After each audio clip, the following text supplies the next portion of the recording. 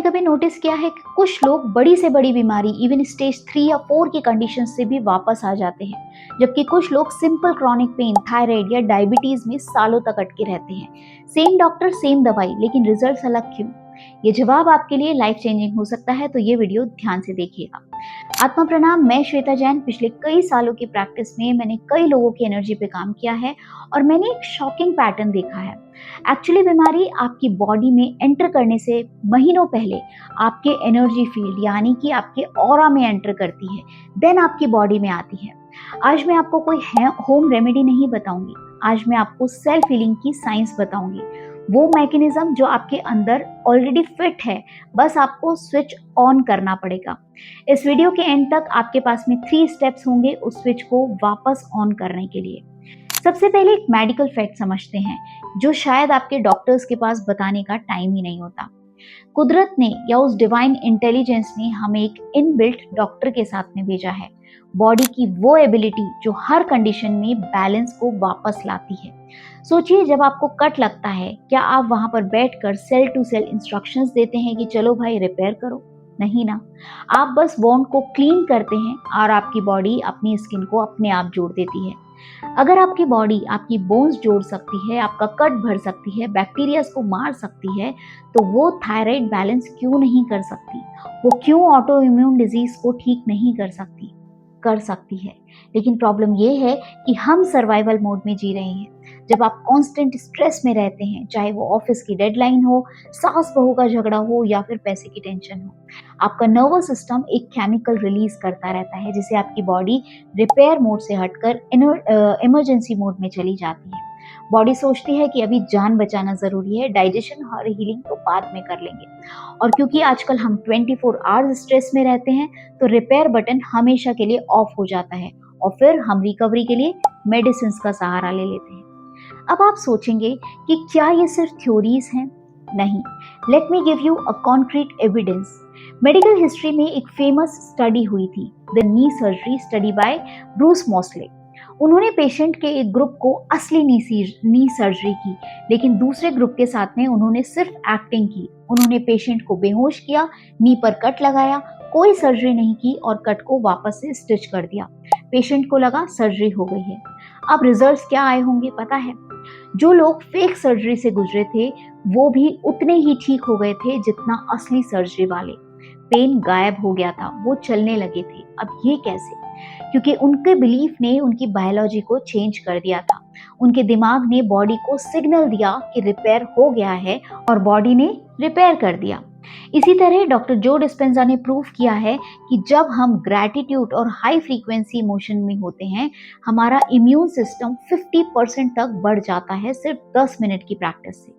यानी दवाई जरूरी है, मैं दवाई छोड़ने के लिए नहीं कह रही हूँ, पर दवाई सिर्फ हार्डवेयर को ठीक करती है, सॉफ्टवेयर यानी आपके माइंड को, आपकी एनर्जी को अगर वो करप्टेड है तो बीमारी 100% वापस आएगी ही आएगी।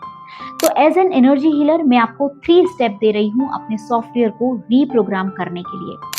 Number 1, change your vocabulary. मैंने देखा है लेडीज अक्सर बोलती है या बहुत सारे लोग अक्सर बोलते हैं, मेरा थायराइड, मेरा माइग्रेन, मेरी डायबिटीज।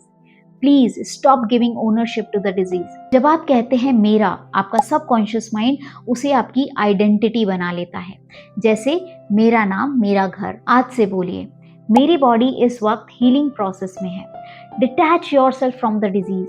उसे अपना मत मानिए, वो सिर्फ आपकी बॉडी में एक कंडीशन है, दैट्स इट, और you have the power to change this condition. बस ये याद रखिए। स्टेप नंबर 2, सुबह उठते ही मोबाइल चेक करने से पहले 5 मिनट बिस्तर में बैठिए और अपनी आंखें बंद करके विजुलाइज कीजिए कि आप पूरी तरह से हेल्दी हैं। आपको सिर्फ सोचना नहीं है, फील करना है। अगर आपका दर्द गायब हो जाए तो आपको कैसी खुशी होगी, कैसा फील होगा, कैसा रिलीफ होगा, बस वही फील करना है। जब आप वो इमोशन अभी फील करते हैं, आपके ब्रेन बॉडी को नए केमिकल्स भेजता है, आप फ्यूचर को प्रेजेंट में जी रहे होते हैं और साइंस कहती है neurons that fight together wire together.